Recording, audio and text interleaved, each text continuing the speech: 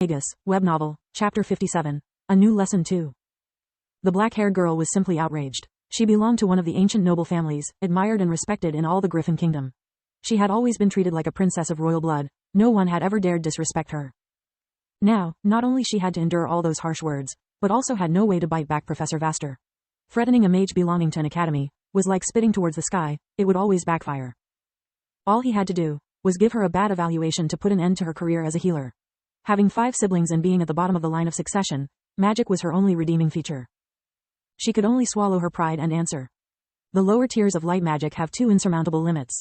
The first being that light magic can only enhance the recovery of the patient. If she suffered from an excessive blood loss or is already on the verge of death, healing magic is useless. The second limit. Okay, enough. Your turn, edgy face. He cut her short, pointing his finger at Lith.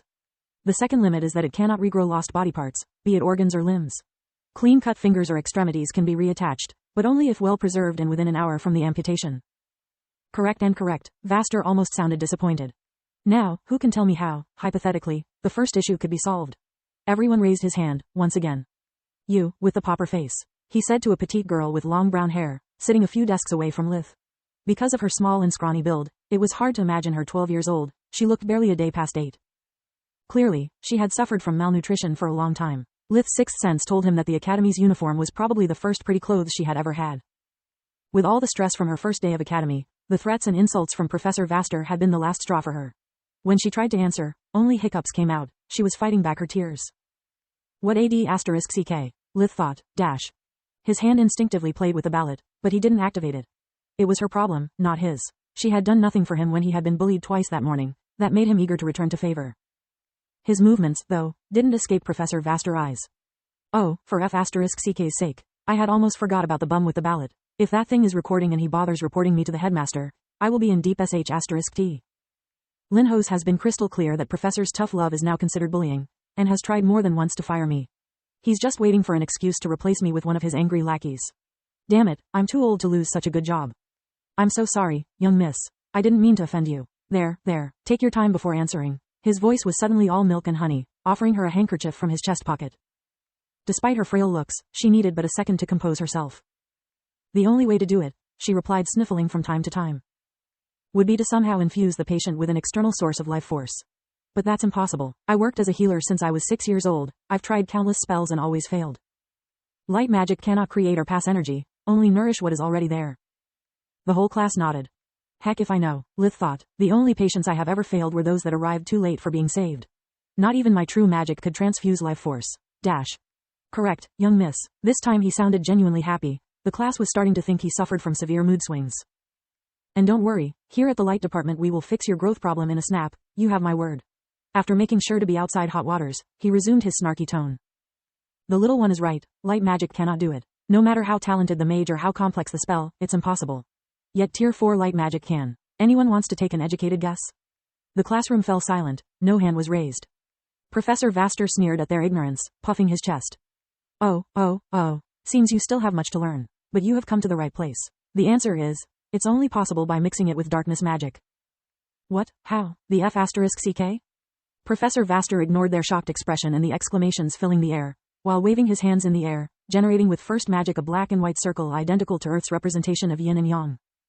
The greatest legacy left us from Magus Silverwing is the knowledge that light and darkness magic are but one. They perpetually dance together in all things. When one pushes, the other pulls. When light steps forward, darkness steps backwards and vice versa. When they are in harmony, life thrives, otherwise only death awaits.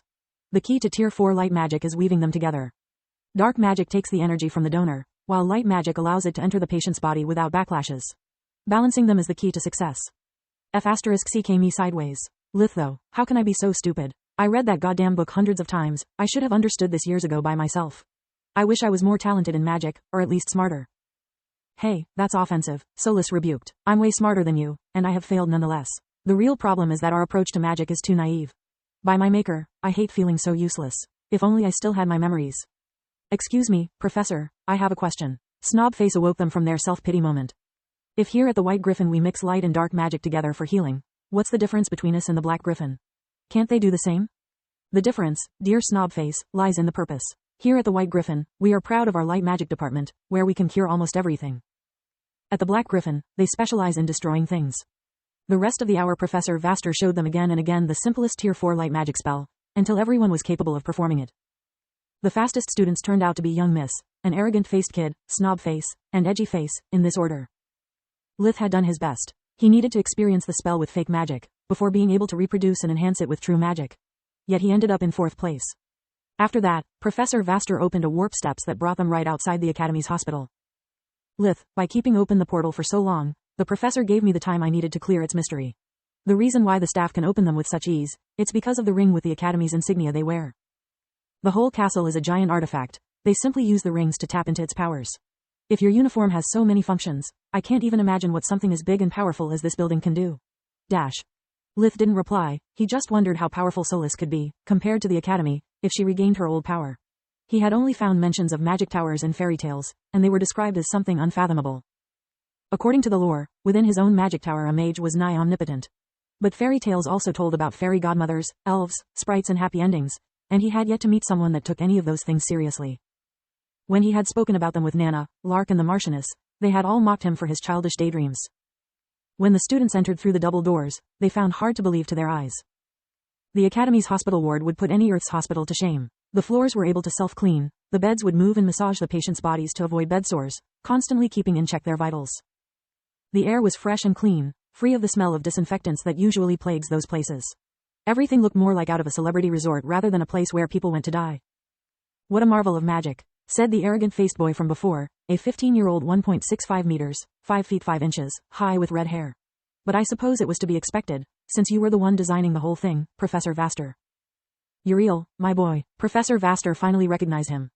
Long time no see. How is your old man, dearest? Being an archmage is a big burden. You must be ready to step in and help him as soon as possible. My dad is doing fine, thank you. I'll send him your regards. With your help I'm sure I will be able to keep up the family tradition. But of course, mage bloodlines are highly treasured here at the Light Department. I hope you'll show all those snotty nobles and poor commoners what a true magician is made of. I stand corrected, Lith thought. He does discriminate, just not the way I am used to. He seems to be a sucker to magical families instead of noble ones. I guess not every professor can be like Trask or Nalir. Just thinking her name sent a warm feeling through his body, that Lith hastily suppressed. He despised himself for his weak, hormonal body, wasting his precious time and energies on teenage delusions. Lith could not afford any slip-ups. The trial round was about to begin, and he was determined to shine among his peers.